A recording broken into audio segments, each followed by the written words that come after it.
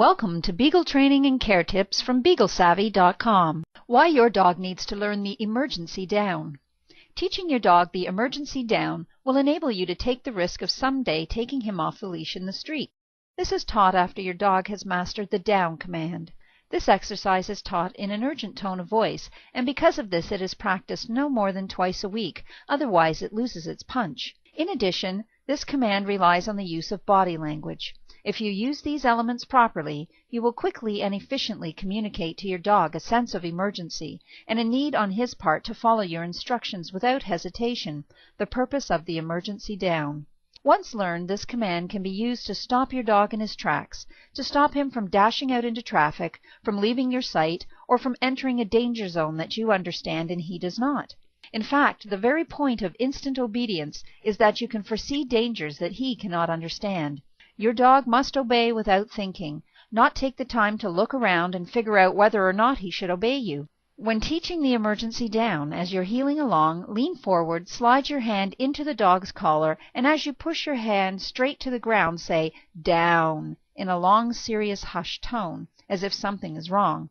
Don't use an angry tone. After all, your dog hasn't done anything wrong. Use a tone that lets him know there's trouble brewing and he better drop fast. As soon as he does, even with your help, praise him and tell him to heel.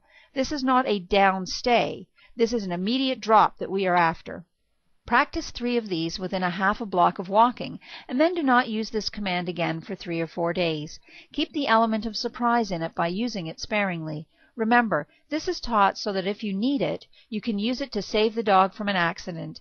If he is a slow worker, you will need him to be quick on this command. If he is not quick in an emergency, the command and your insurance are worthless.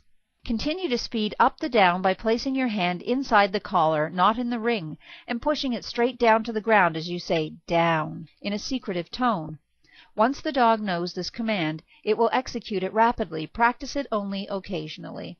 At that time, make sure that some of your practice is done when he is off leash in the yard or in the park. In order for this command to be an insurance policy, it must work perfectly when your dog is off leash and not particularly near you. In the park, you will have to be louder to be heard, but even so, if nothing happens, rush to your dog, grab his collar, repeat the command, and push your hand straight to the ground as you do. With his leash back on him, heel your dog and repeat the emergency down 2 or 3 more times. If you still feel patient, let him loose again, and after 5 full minutes, try the emergency down at a distance once more. If he ignores you, repeat the above procedure. When you are ready to train him again, work on the down from a distance and not the emergency down. Obviously, he is not ready for such advanced work yet.